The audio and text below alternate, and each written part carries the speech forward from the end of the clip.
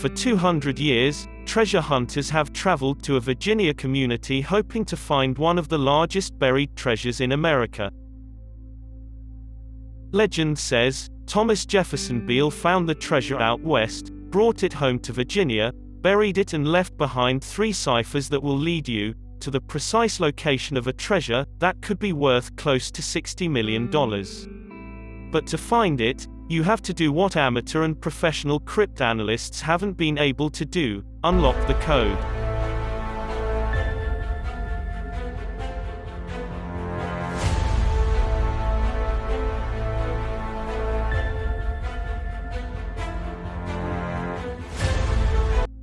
The story of the 3 cyphertexts originates from an 1885 pamphlet detailing treasure being buried by a man named Thomas J. Beale in a secret location in Bedford County, Virginia, in the 1820s.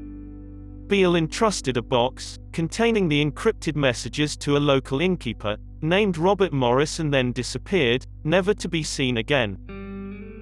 According to the story, the innkeeper opened the box 23 years later, and then decades after that gave the 3 encrypted cyphertexts to a friend before he died.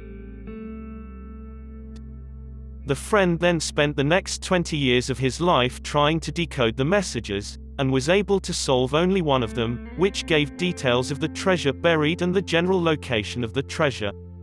The unnamed friend then published all 3 cyphertexts in a pamphlet which was advertised for sale in the 1880s. The Beale Ciphers, or Beale Papers, are a set of 3 cyphertexts, one of which allegedly states the location of a buried treasure of gold, silver and jewels, estimated to be worth over $60 million, as of January 2020. According to Beale Papers, the treasure was said to have been obtained by an American named Thomas J. Beale in the early 1800s, from a mine to the north of New Mexico, at that time in the Spanish province of Santa Fe de Nuevo Mexico, an area that today would most likely be part of Colorado. According to the pamphlet, Beale was the leader of a group of 30 gentlemen adventurers from Virginia who stumbled upon the rich mine of gold and silver while hunting buffalo. They spent 18 months mining thousands of pounds of precious metals, which they then charged Beale with transporting to Virginia and burying in a secure location. After Beale made multiple trips to stock the hiding place, he then encrypted 3 messages: the location, a description of the treasure, and the names of its owners and their relatives. The treasure location is traditionally linked to Montvale, in Bedford County, Virginia.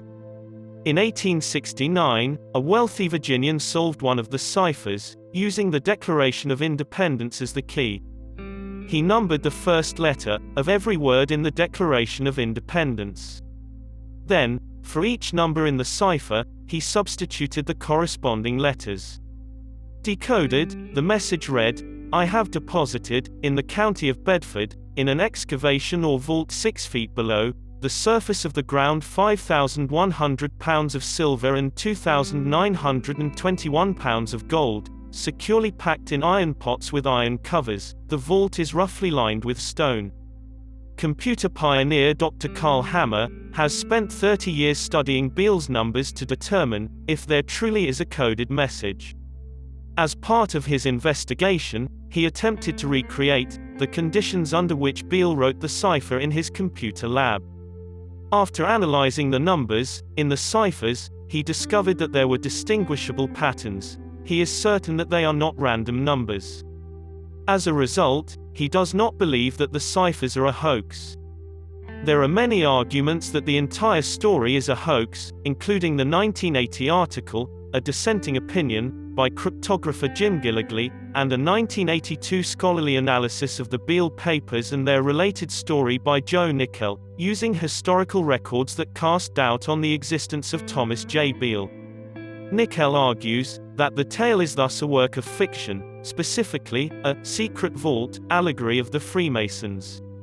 A website claims that Beale's ciphers have been solved and a photograph is shown of the alleged opening to the treasure site, but it is not known whether anyone has located any actual treasure. To this day, the first and third Beale ciphers have never been cracked. Cryptography enthusiasts, research groups, and even self-declared psychics have all attempted to decipher the texts, to no avail.